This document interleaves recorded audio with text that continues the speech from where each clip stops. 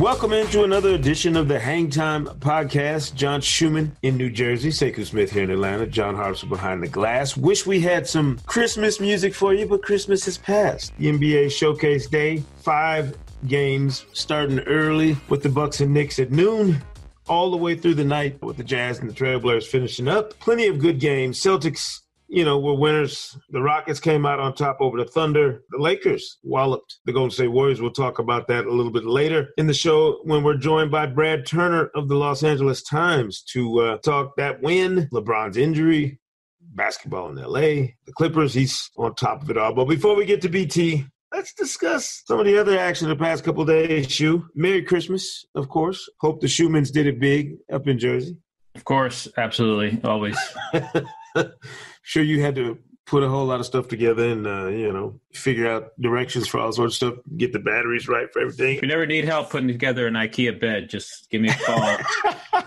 I'm good. Good to hear. Kyrie Irving in the Celtics on Christmas Day with a big win over the Sixers. Kyrie scored 6 of his 40 in the overtime period. Back-to-back daggers on those three-pointers. Joel Embiid, of course, moaning and groaning about not getting the kind of touches he wanted down the stretch. Are you more excited about what the Celtics could be in store for coming up, or more concerned about Joel Embiid's continued grumbling about his role now that Jimmy Butler's firmly entrenched with the Sixers? It's funny. I think from a Celtics perspective, I still feel like, they're getting by, but we still haven't seen this team play to its maximum ability on both ends of the floor. As far as the Sixers, it's easy to say, oh man, these guys just can't beat the Celtics. I mean, they're 2-9 against Boston over the last 2 seasons, counting the playoff series last year. Mm-hmm. But when you think about it, they were up 7 in the fourth quarter. JJ Redick had a great look to win the game at the end of regulation that basically went a third of the way down and popped back out. They were up 5 in OT, so they were there. They were right there with them. But again, like you see, okay, they lost, and they're 2-9 against the Celtics. Like I said, over the last 2 seasons, you look at the spacing issues. On my Twitter, I pointed to a particular possession down the stretch of the fourth quarter where Embiid caught the ball on the perimeter, and we've talked about that, like where he catches the ball is an issue. And so he starts backing his man down, and as he starts backing his man down, Ben Simmons is already on the baseline because that's where he goes. When he doesn't have the ball, he goes into the dunker spot, sort of under the basket. And so as Embiid starts to back himself down, Wilson Chandler cuts to the basket. He's on the perimeter and cuts into the paint, which isn't necessarily a bad thing. But instead of clearing out now to the opposite wing or the opposite corner, he stays in the paint. And then Embiid continues to back his man down. And then Jimmy Butler cuts into the paint and from the perimeter. And so I have this screenshot of Butler sort of in the paint, and then Simmons and Chandler standing right one behind the other on the baseline as Embiid backs his man down, and JJ Redick, the only Sixer on the perimeter. And Embiid just does, has all these defenders around him because nobody is spaced out. And you just think of that and you realize that the Simmons Embiid issue is not sort of going away as far as the spacing that Simmons does not provide for Embiid, who is obviously the half court go-to guy, but has to sort of catch the ball on the perimeter a little bit too often with Simmons on the floor. And obviously the Celtics are really good at defending both of those guys. I think Al Horford does a great job on Embiid. Al Horford did a terrific job, both also one on Embiid, but also on a couple of key transition possessions where Simmons attacked and Horford was there to sort of protect the rim. And then I will say one thing about Horford also on those 2 straight Kyrie Irving threes. The first one, Jimmy Butler was denying Kyrie, and Horford saw that and sort of flashed to the ball, caught it, knowing that Embiid was going to hang out in the paint. The guy guarding him was going to hang out in the paint. He flashed to the ball and then had Irving come over for a handoff, and then he sets the screen on Butler, and there's nobody there to step up because Embiid is sort of hanging out in the paint. And so Irving got that first 3 that I think that pulled them within 1. No, that gave them a 1-point lead, and then he hit the next one in transition that put them up 4 in OT. So that was a little just Al Horford's basketball IQ example that got them the lead for good in overtime. Is it okay for me to say that I have grown weary of Joel Embiid's belly aching after games? I mean, he gets 34 and 16, and he's belly aching about touches, or it's amazing that he's putting up such huge numbers. Yet you feel like there could be more if he was complimented, if it was Embiid and 4 shooters out there, like it's not though. I mean, that's not. Yeah, it's not going to happen. I mean, Ben Simmons, I don't think they're ever going to, they're going to take Ben Simmons. I mean, I'd be fascinated if that's a playoff game and you need more space. Like, would they take Ben Simmons off the floor for down the stretch, like say for a half-court offensive possession where they don't, maybe they call timeout? John, this is an organization that's still talking about what they're going to do with Markelle Fultz. Well, they did. There was that playoff game last year where they went to T.J. McConnell down the stretch over Simmons, I think, and so it's an interesting question. Like, if push comes to shove in a big playoff moment, would they dare to take Simmons off the floor for an offensive possession, just knowing that, that might be the ideal thing? Because you still have Butler, you still have Redick and Embiid, and then maybe you get a little bit more spacing. You can get Embiid a catch near the basket and not have to worry about Simmons and his man being in there in the paint as well. Yeah. Like I said, I'm growing a little tired of the constant bellyache in Philly from Joel Embiid. I mean, Jimmy Butler, to his credit, has just continued to grind, good or bad. Appreciate him with all the attention he got early in the year, recognizing that we might be tired of him and that it's time to just play. And I think Embiid needs to take a similar tack, man. Just play, and let it evolve the way it's going to evolve. Nobody can point fingers at you, Joel Embiid. It's not like you're not out there doing your job. Well, he's going to get asked questions. I mean, like, people are going to ask him, are you getting the ball at the right spot? The media's job is to ask him about if the Simmons and Embiid combo is working to its best ability and the shots he's getting. It's their job. And he could just say, I'm not going to answer that question. Or, he could. Or they could ask Elton Brand or Brett Brown. Like, yeah, it's their job to ask them too. But I don't think he's coming out, and just talking to an open microphone and saying, "Hey, I'm not getting," he's answering questions. I think it's more than him complaining on his Instagram feed about the shots he's getting or something.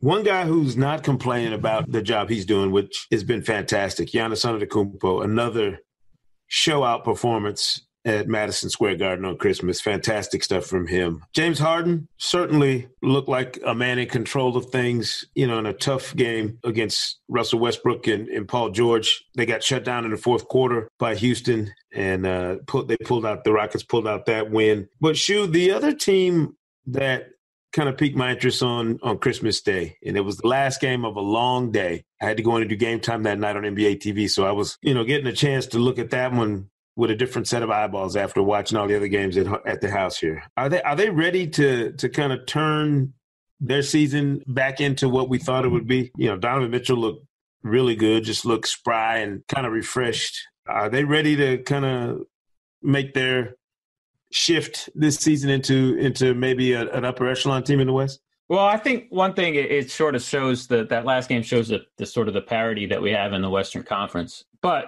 I will say that, in the span of 5 days, the Jazz kicked the Blazers' butts twice. So, and their defense, Utah's defense has been at the level we sort of saw them playing at the end of last year for their last 7 games. I'm looking at 6 of those 7 opponents were held under a point per possession, which is elite defense, especially this season. And the OKC loss they had before Christmas was a close, sort of ugly offensive game. So their defense is there. Their offense is still hit or miss. Mm-hmm. But yes, you look at their streak, they've won 3 out of 4, but before that they lost 4 out of 5. So there's still they're still a long way away from the kind of run they put together last year, but the defense is there. And that's obviously step number 1 for this team. And if we look back at their sort of November, early December struggles, a lot of that was travel. I mean, they had a brutal stretch of schedule for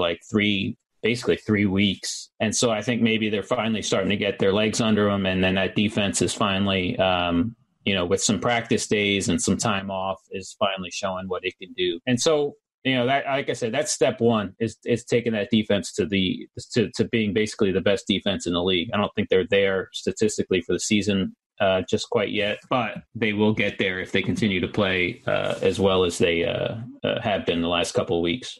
They're still number 6 that I'm looking at. It's still right. 6 defensively, but they are well on their way to being moving in the right direction. Yeah, I promise we would talk Lakers Warriors eventually, and we will do that shortly. Wednesday night's game, Shu. It was kind of a Twilight Zone moment for me. Hearing the MVP chants in Chicago for Derrick Rose had to be a strange night for Bulls fans to find themselves showing love to Derrick Rose again after he was kind of, rushed out of town the way he was when his career took an injury-filled turn. I even got an email from somebody who told me I better have Derrick Rose on the MVP ladder this week, which I thought that was kind of hilarious. I didn't even respond. I'm sorry. I'm sorry for not responding to the email, but some things don't merit a legitimate response. I mean, he's a 6th man of the year candidate, right? Yes. And doing a fine job of resurrecting his career. I think it's one of the better stories I can think of here in the last couple of years, where you think about where a guy was at his peak, the depths he fell to when all the injuries and everything else was going on, and now where he is seemingly in a new role that's going to be his existence for the remainder of his NBA career. He's going to be a quality NBA 6th man. He gets buckets. The rest of his career, yeah. I mean, one, he's number 7 in the league in 3-point percentage, which is just staggering. Derrick Rose is number 7. Rudy Gay is number 9. Rudy Gay was like number 2 in the league in 3-point shooting for a long, long time. But have those 2 guys in the top 10 is kind of crazy. But Rose, like number 7 in 3-point percentage, but also, like, he's still really quick, and like he can blow by guys still, and especially guys, second unit guys. And if he can get one-on-one with some slower frontline guys, like he's really good at getting to the basket. Yeah. So he can get buckets on that second unit, and there's been some off nights, but like, I mean, he's been a huge lift for that team, especially with Jeff Teague out. I think it's like 5 or 7 games now, and so obviously, they are still a long way from being in the top 8 in the West, but they're still hanging around. Well, just a good story. Yeah. If nothing else about Derrick Rose individually. I opened my backpack and looked at my passport again today because I think I keep getting this feeling we're going to see the Raptors in the finals this year. I have a feeling. I don't know why, but I want to make sure my passport's safe and secure. Good win for them over the Miami Heat. The Spurs have shut up all this noise about them being finished and their pop being done. They're amazing. They're amazing. Yeah. I mean, I don't get it, but they are doing, they are incredible. Just the run that they've been on the last few weeks. Yeah. And nobody should be surprised that they do it. I'm no longer going to be shocked when the Spurs kind of dust themselves off and get back in the mix because it's what they've done for so long. It's what they'll continue to do. The wildest game Wednesday night, though. You were there, Shu, in Brooklyn. The Nets surviving the Hornets. Spencer Dinwiddie playing like Spencer Jordan. Apparently, he's got the green light to do basically whatever he wants. And Kenny Atkins' system. Double overtime win, 134-132 for the Nets. Could that be a big deal down the road, Shu, in the Eastern Conference playoff chase? It's a big deal right now. I mean, these two teams are playing a home and home Wednesday, Friday. So they'll play Friday in Charlotte. And coming into that game, the Nets were 16-19 and Charlotte was 16-16. So a sweep of the home and home would put Brooklyn in playoff position, which is amazing considering 3 weeks ago they had lost 8 straight games and were seemingly at the nadir of their season, and they've now run off 9 of 10. But it was only appropriate that these two teams went to just a wild finish. Sure. Brooklyn leads the league in games that have been within 5 in the last 5 this season. Charlotte is, for a third straight season, the kings of heartache.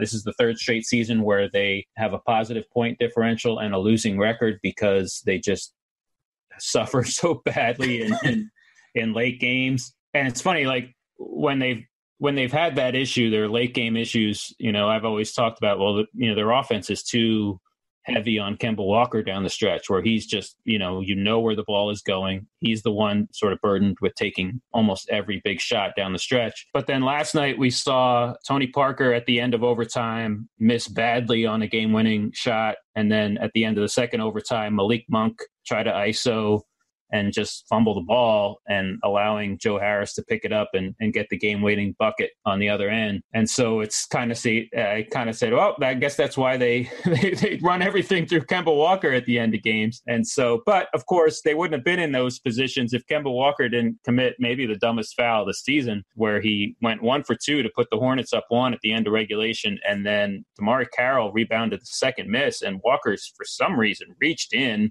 when Carroll had the ball at the opposite foul line. So he's basically 80 feet from the basket and basically committed the dumbest foul of the season so far and allowed Brooklyn to tie the game and send it to overtime. So yeah, I saw you categorize it as the dumbest foul. They're up 1. There's like 2 seconds on the clock, and they're up 1, and he fouls the guy 80 feet from the basket. It's a contender. I don't think there's any worse foul so far this season. But okay. If you say so. I haven't scanned that. I'm sure you got a metric for that.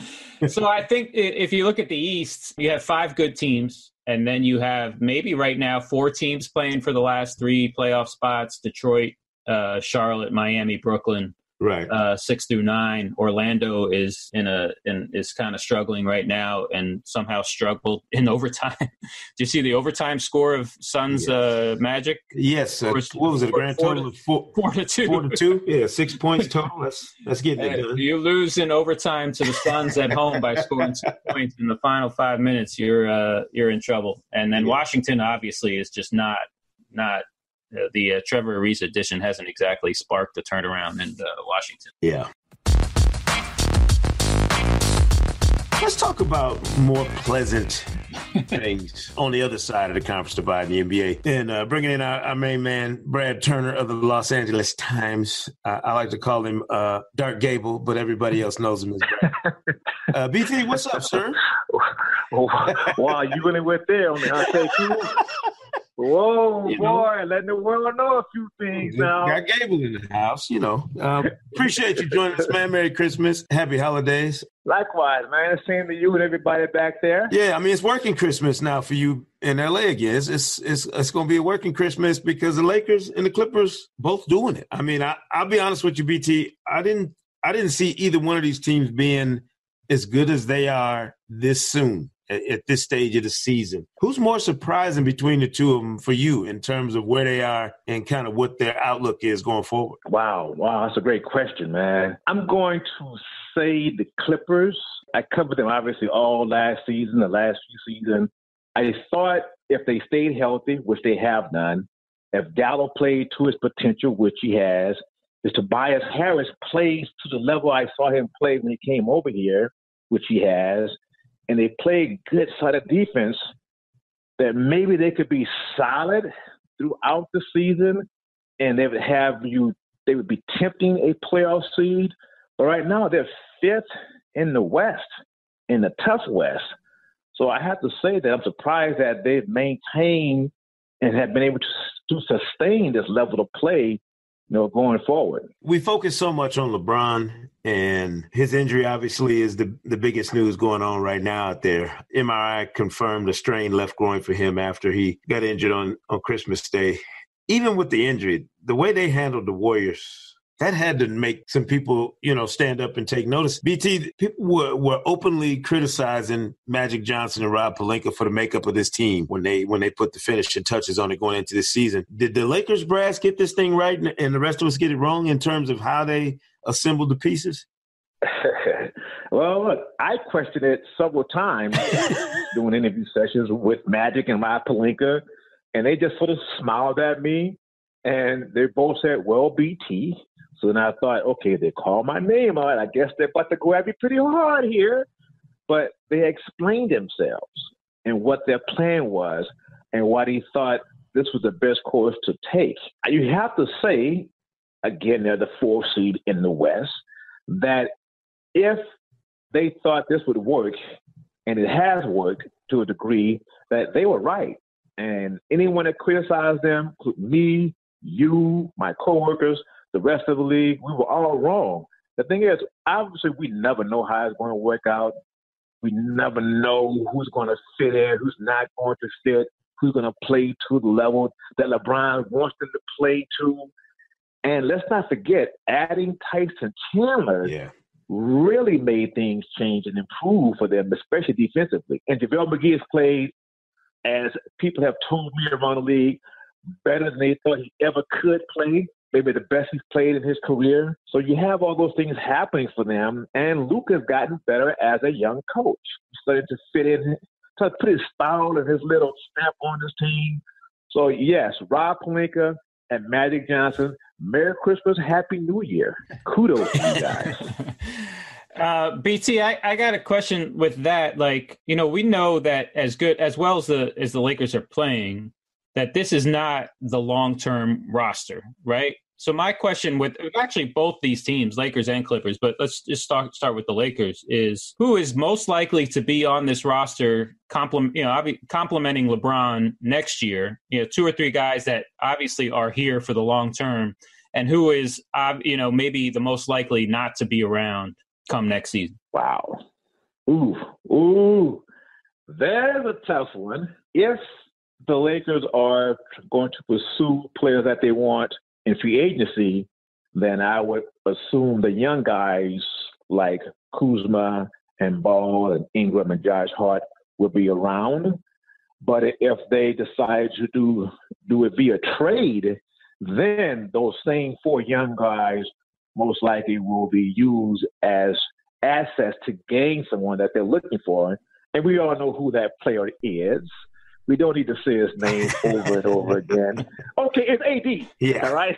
Let's call it what it is. But if they were to make a move for someone like that, then it's going to require having those assets. And there's another young guy who's playing really well for the Lakers right now, Zubac. The big kid is starting to show some seasoning somewhere and some dominance down low. So he becomes maybe a 5th player that they can use in order to acquire another quality or a great player. But they do have that max salary available to go out and try to see if they can get Kawhi, to get KD, to get Clay, to get Boogie Cousins. Let's not forget him if he has a good playoff series. No, so they have the money available, but they also have, I think, the assets that can help him acquire a quality, solid, one of the top players in the league. And that's the player that we know that everyone in LA wants to see here. Laker fans want to see Anthony Davis in a Lakers uniform. Whether it happens or not, I don't know, but we'll see. Can you distinguish between those young guys as far as which probably complements LeBron the best, or the one they'd want to hold on to the most versus, let's just say, like Ingram hasn't necessarily fit well along the side of LeBron. Like I feel like if they're going to put a package together for Davis or whomever, that Ingram was probably the most likely to go. And I would guess that maybe of the young guys, Kuzma is the most likely that they would want to hold on to.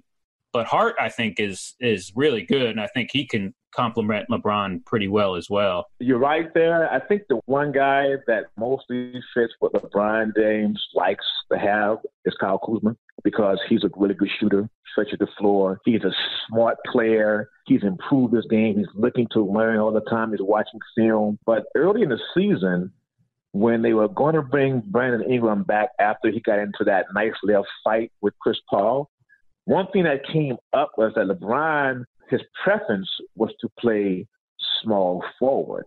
His preference was to play alongside Kyle Kuzma. So as we saw when Ingram came back, he went to the 2-guard position. Why? Because LeBron James wanted to have that shooter that could stretch the floor for him, give him more lanes to drive. And you're right. B.I. is someone who's more of a ball, I don't say a ball dominant player, but he's at his best when he can penetrate and has the ball in his hands. He can make those 4, 5, 6, 7 dribbles to get to the basket. So he is someone that's finding it, I guess, more difficult to play with LeBron. But I will say this, Brandon Ingram did admit when he sat out a couple of games with his sprained ankle, he started watching film. He watched the games, and he realized that there were other ways he could be effective, that he could shoot the ball more from the corner. He could move more. He could pass the ball more. So he's trying to find a way to fit in better with LeBron. But the number one guy is Kyle Kuzma, without question. Yeah, I love Kuzma's fit alongside LeBron. You know, when you think about it, he hasn't really had a young 6'9", 6'10", wing like that to play with of that caliber. Not a young guy who could potentially become whatever it is that Kuzma becomes. BT, the Lakers and Clippers are the 4 and 5 seeds right now in the West. They play Friday night at 10:30 on NBA TV. There's always been kind of this thing the past few years about the Clippers trying to get on the Lakers level in terms of the groundswell of energy around them in LA. And we both know that's basically impossible. Sans several championships, maybe in a row, the Clippers are never going to overtake the Lakers for the team in LA. Having been around the Showtime Lakers, grown up around that environment, seen the Kobe Shaq Lakers or the Shaq Kobe Lakers, whatever we call them, to keep the peace. Right. Keep the peace now. Come on. And now LeBron in LA. Is there a discernible difference in terms of that passion for the Lakers from back when to now? Or did LeBron's arrival simply restart that fire that Los Angelinos have for the Lakers? Like a 5-year absence of the playoffs and of that in the aftermath of Kobe leaving, and now you got LeBron. So is that energy back to where you used to seeing it in LA, surrounding this team? Man, I'm going to say it's even higher. Wow. If only because of who LeBron James is and has been all these years, but also because of there's so much more media involved in this now. Mm-hmm. Social media is prevalent like it wasn't before when Magic played and when Kobe and Shaq played. I recall the very first game of the season at Portland. I was in the locker room, and all LeBron James was doing was sitting in his seat watching one of the games. He had the do-rag on, all right, making sure he kept the blocks up there nice and tight. Yeah. He was putting on his shoes. He was just looking around, not doing much, had his headphones on, watching previous game on TNT. And there had to be 15 cameras around him. There were other media people, the writers that were just watching him put his jersey on. And I just kept looking and thinking, what is this phenomenon going on here? Luke walked in. I said, Luke, look at that. I can't believe what I'm seeing. I don't know if I can get used to this. And Luke says, BT, you better get used to it. That's the way it is, brother. And he was right.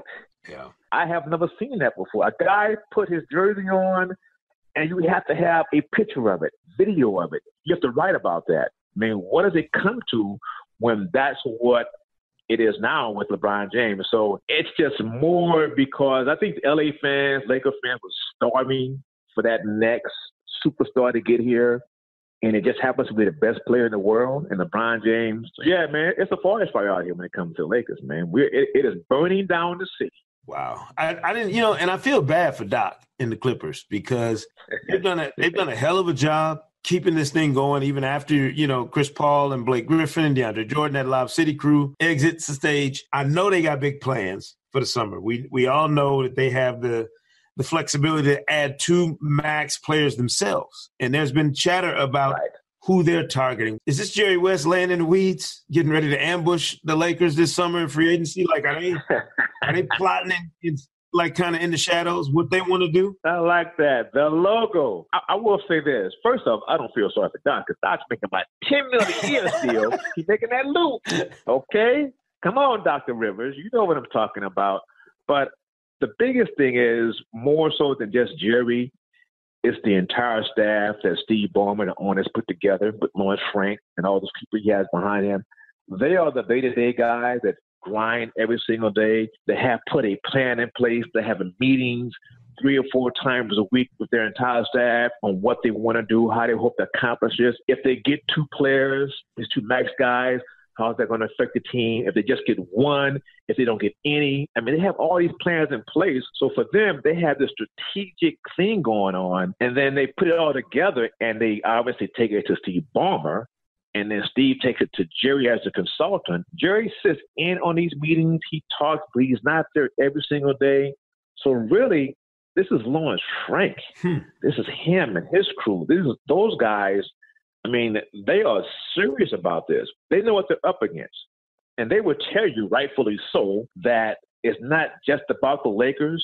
It's about the other 29 teams in the NBA because that's who you have to beat. Now, in all honesty, yes, they're fighting the monster known as the Lakers. But in LA, they're also up against the LA Rams, up against USC, UCLA, the Dodgers. So trying to get the media attention is difficult for them because there's just so many other fascinating stories. Heck, even the Chargers now, the team that we didn't want in LA, they're going to the playoffs. Right. We didn't want them here. Get lost. But I went to a game on Saturday, and I enjoyed it. So the Clippers are up against a lot, but they have a plan in place.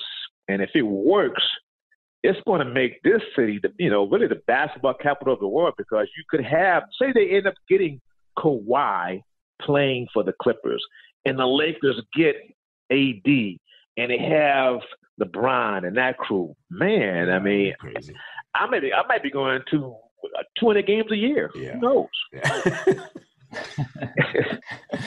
BT, my thing with the Clippers is how impressed I am with what Doc has done. Is not only is it a different roster from like 2 years ago. I mean, it's basically a completely different. I mean, the only player that's on the roster now that was on the roster 2 seasons ago is Mbah Moute, and he went away for a year. But also, it's a bunch of guys that aren't necessarily going to be around next year, right? Like, I mean, it's a bunch of guys on expiring deals. And so what I'm most impressed in, and maybe you can shed some light on, is like, how has he done this with guys that should be sort of playing for themselves, right? Like, this shouldn't be because basically you have Gilgeous-Alexander, right? And then you have Gallinari, who's got another year on his deal, and Lou Williams, who has another year on his deal, and Harrell, who has another year on his deal.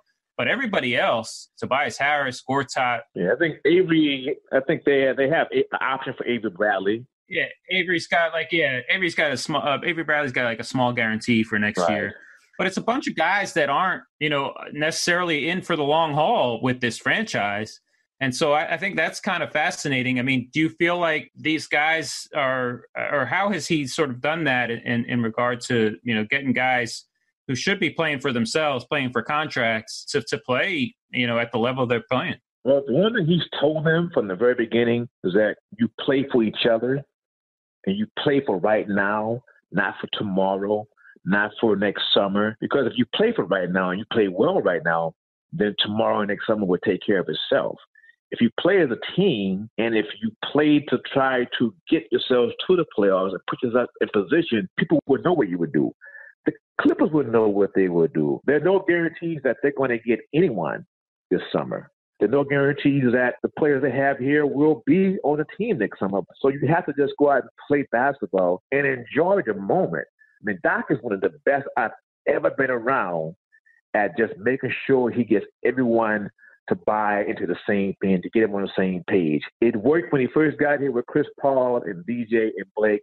And it started to sort of splinter after a while because, as he's told me in the past, sometimes you can just lose that voice with certain guys and you have to make changes, and they did. But Tobias Harris is just this incredible, really nice, talented young man, and he's a good guy. Boban is the funniest guy on earth, might be the nicest human being in the history of mankind. So when you have all those things working together, you have a great owner. They want to move into a new building, in 7 years. We have the logo, Jerry West there. So everyone has bought into the same message. Let's just play basketball. Let's win the game today and worry about the next practice and the next game later on. And I have to give all those guys credit, from Pat Beverly to Avery Bradley to Tobias to Gallinari to the young kids, Shea. I mean, they've all bought into it. And that's why part of the reason why I think they are the 5th seed, because they're willing to play for each other. It's an interesting way for the Clippers to kind of make their way from one era to the next, BT. And I wasn't sure that Doc would be invested in that kind of rebuild. It's been impressive. It really has. It's made basketball in LA fun again. I remember a decade ago when it was just kind of turning, and it was before Chris Paul showed up, but it felt like there was a chance that the Clippers and Lakers would have an opportunity to both be competitive at the same time. That's got to be a fun LA sports scene to have when you got both those teams with a chance to be legitimate forces in the West at the same time. Closing out, and I know there's a lot of season to be played. I got one final thing about the Lakers before we get to trivia I want to ask you about. Are they built Are they built even now, BT, to really challenge in the West? Because Christmas Day gave me a feeling like they might be closer than I realized. Or maybe the Warriors are further away from their best than I realized. But could it happen this year as presently constituted? Could they be the spoiler in the Western Conference? Man, that is such a tough question to answer. But I'm going to say yes. Because they have the ultimate weapon, a guy named LeBron James. And then they have another guy like Rajon Rondo. They have Tyson Chandler. So they got these three incredible veterans who have all won championships. And the young guys look up to them. They follow them. I can't tell you how often I hear stories about the team being on the plane and they're in the back and they're all watching film. They're all asking Rondo, what do you think about this, Rondo? They're calling Luke Walton away at night to say, my bad on defense this night. I'll get better at it. So they want to be great, and they're working hard to be great. They want to be around each other. They're learning how to become a better group. When LeBron James went out, I watched that game. I kept thinking, this is it. The Warriors now would roll them in because what do the Warriors always do? They have these crazy third quarters. You succumb to the fans, the three-point shots, and the Lakers almost did, but they held on. How about your boy Lance Stevenson? When a guitar gets out there, he starts playing that. Man, come on, it's beautiful music for the Lakers. So I think they can, but it remains to be seen, obviously. Yeah, it's gonna be interesting. I love the LA scene being back on it, man. And I know you're taking care of our guy Sean Powell out there, man. Keep Sean out of trouble for us, all right? I thought Sean was living out here after a while here, man. I saw the guy. Yeah, man, he's bi-coastal now. He's doing his thing. BT, we always do trivia here on the podcast. Schumann comes up with a Schumann stat every week that stumps us. This is usually an exercise in futility for me, but I'm glad I got somebody around with me to try and help me figure this out. So, Shu, what you got for us for trivia this week? All right, guys. So we are coming up at to the end of 2018. And one of the things I like to do at the end of every year is look at the leaders in total sort of minutes, points, rebounds for the calendar year, which includes playoff games. So basically from January 1st, 2018 through December 31st, 2018. Okay. So my first question for you is, who do you think has led 2018 in total minutes played? Including LeBron James. Correct. LeBron has played about 500 more minutes than Kevin Durant. So even if LeBron misses the last 3 games of December here, he'll finish. Yeah. How about total points scored in 2018? James Harden. Nope. Number 3. Ooh. Steph Curry. Nope. Not in the top 5. Oh, wow. Games. He's missed. He's missed a lot of games. That's right. Regular season games too. Oh, my goodness. Maybe Durant. Nope. Number 2. Wow. Ooh, man. Oh, boy. What? I don't know. Kevin Durant. No, he's number 2. Right? I'm stumped. Yeah, I'm stumped. I don't know who. No. It's kind of a trick question because it's LeBron again. 2,926 points, about 450 more than Durant. So he'll. I think I see where this is going, CQ. We're gonna switch it up now. Well, I'll even fast forward through assists because LeBron is number 1 in assists as well for. Thank you. I think I see where this is going. LeBron. Let's go guess LeBron from now. All right. How about total rebounds for 2018? That one is not LeBron James. Total rebounds. Playoffs included. Yeah. But this guy did not make the playoffs, so he did it without making the playoffs. Andre Drummond. Yes, Andre Drummond, 1,209. Next is DeAndre Jordan with 1,104. Mm-hmm. All right, this is the toughest one. Uh-oh. Best cumulative plus minus for the year of 2018. Okay, I'm going back. So we got to be a good player on a good team. And my hint for you is this team was really, really good in the second half of last season. So therefore, he made he sort of accumulated a good plus minus in the second half of last regular season. His team won 1 playoff series last year, so he made it to the second round of the playoffs. Anthony Davis. Nope. Oh no. What team made a huge run in the second half of last regular season? The Pelicans had a nice run. So did Utah. Correct. Could it be Donovan Mitchell? Yeah. No. Or is it Joe Ingles? Joe Ingles. Yeah, it had to be one of those two. Plus 558 for 2018. And Embiid is number 2 at plus 539 because the Sixers, remember, made a good run. Right. I thought it might be one of those two. And then Curry, Durant, and then J.J. Redick in the top 5. J.J. Redick. That one could change in the last few days of 2018, depending on how things go. But Joe Ingles is your current leader. Joe Ingles, baby, jingles. Through Wednesday's games for a total plus minus in 2018, which is kind of fun. I like that. Wow, man. That's good, Shu. That's interesting. Year ending, but calendar year, not just season. Yeah, so look out for on January 1st on my Twitter account. I'll put them all up there. Put top fives, top fives for all the major statistics. I'll be looking for it. Be on it. Be on it. BT, we appreciate you, man, for joining us here on the Hang Time Podcast. Man, my pleasure. Happy holidays to you guys. Happy New Year, brother. We'll see you down the road. All right, BT. Appreciate it. No doubt. All right. Appreciate it. We'll be back on Monday with another edition of the Hang Time Podcast, latest John Schumann authored NBA.com Power Rankings. Be sure to subscribe to Hang Time on Apple Podcasts, Spotify, or wherever you get your podcasts for new episodes all season long. Make sure you leave a review, and we'll see you right here next time on the Hang Time Podcast.